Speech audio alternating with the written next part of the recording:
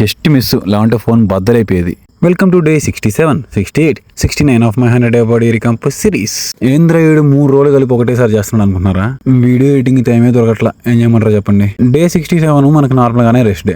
Day 68 లో gym కిందకి పోలేదురా అంటే, మాకు ఈ వీకెండ్ లో ఆఫీస్ లో క్రికెట్ టోర్నమెంట్ పెడతామని చెప్పారు. అందుకోసం బీభత్సంగా ప్రాక్టీస్ చేద్దామని చెప్పేసి జిమ్ కి కొట్టేసా. అలానే తెలిసిందేగా, జిమ్ చేసామంటే తర్వాత రోజు మ్యాచ్ ఆడలేం. సో నైస్ గా పొద్దున్నే లేచి కొంచెంసేపు టర్ఫ్కి వెళ్ళి ప్రాక్టీస్ చేసుకుని ఆఫీస్కి అయితే వెళ్ళిపోయా. ఇంకా ఆఫీస్ లో వాళ్ళు వచ్చిన ఫ్రీ కాఫీ తాగుతూ నా వర్క్ అయితే చేసేసుకున్నా. ఇంకా తర్వాత ఎక్కడ అర్థం ఉంటే అక్కడికి వెళ్ళడం మన హ్యాబిట్ అనమాట. సో వాష్రూమ్కి వెళ్ళేసి కొంచెం ఫ్లెక్స్ చేసుకుని ఫోటోలు తీసుకున్నాం. ఇంకా డే 68 అయిపించుకొని డే 69 లోకి ఎంటర్ అయిపోదాం.